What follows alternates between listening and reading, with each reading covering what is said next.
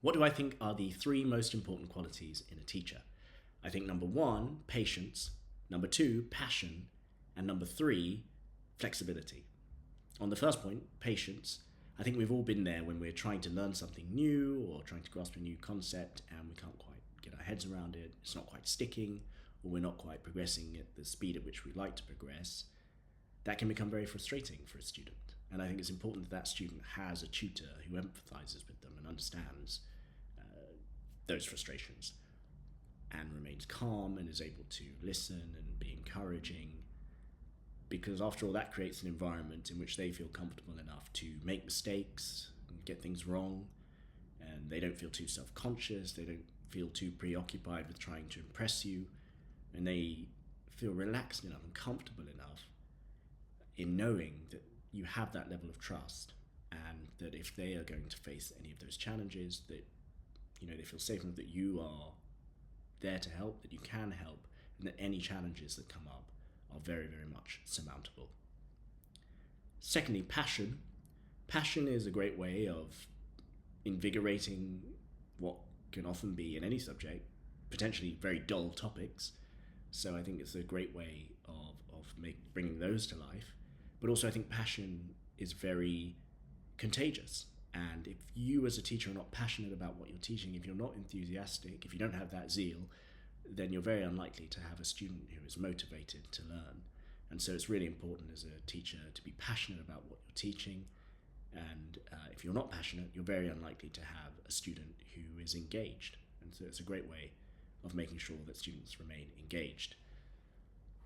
Thirdly, flexibility. I think flexibility is very important. No two students are alike, and even no 2 days are alike. We all have good days, we all have bad days. We might be finding that a particular approach isn't working for a particular student, and there's no point as a teacher approaching things from a position of rigidity.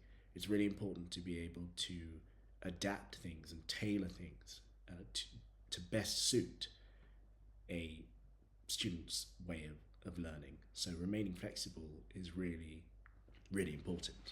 We're not lecturers. We're there to help, and it's a two-way process, and it's really, really important to have someone who is able to adapt to different situations.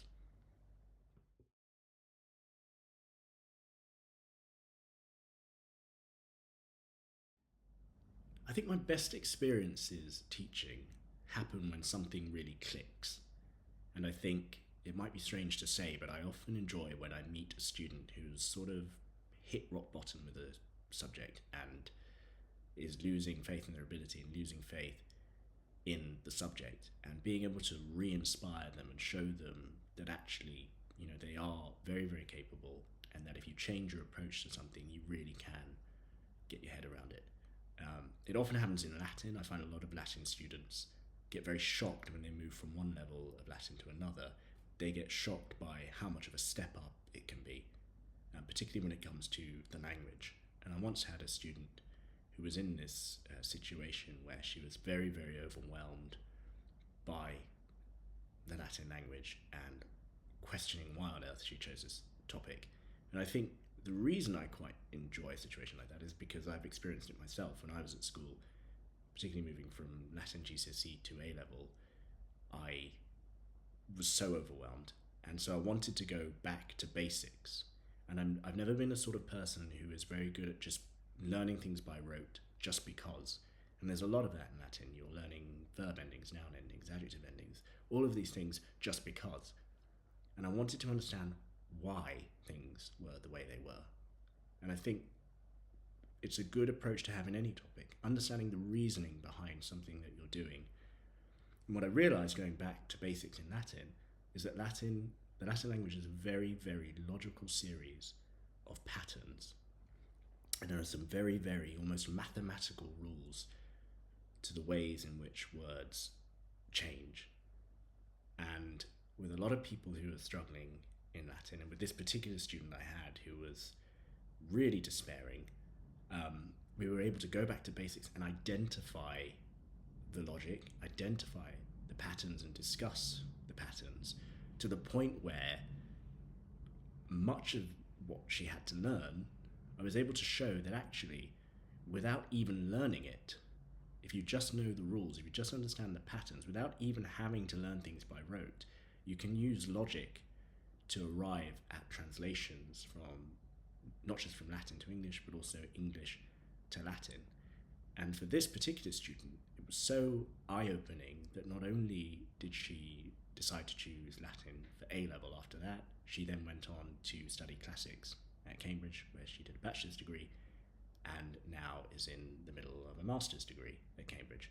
So that was a very amazing experience for me to have a student who just, quite frankly, detested a subject when we met and is now in academia in that subject at university. So that was a very exciting experience for me.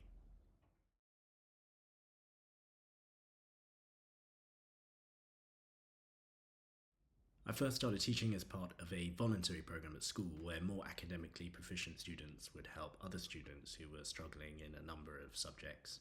So if you had a student who was excelling in a particular subject, they would often get paired with someone who wasn't. And that in that process I learned that I really liked teaching, and it also confirmed my suspicion that careful and attentive instruction tailored to a student can really cultivate proficiency in anyone. Some other reasons I got into teaching, perhaps a couple of selfish reasons. One of those being that it helps to keep your passions alive. If you're not teaching something, it's very likely that you will lose it. If you're not teaching a subject that you've learned, a language that you've learned, a book that you've read, then you're very much likely to lose it. So it's a way for me to keep my passions alive, and it can be very rewarding for a tutor as well, because often you'll find when you're teaching that you learn things. Students will teach you things. They will give you fresh insights into a subject or a new way of approaching something that perhaps you didn't think of. So it's very rewarding for a selfish reason, but it's also rewarding in the sense that it's great to see a student excel. It's great to see a student achieve the goals that they want to achieve, and that's something that will never get old. In terms of what I do when I'm not teaching, I am a writer and a script editor. I do a lot of writing for radio, TV, film, and stage, and sometimes I will put myself in those things. I also run a lot of comedy, so I guess for my sins, I am an actor and a comedian.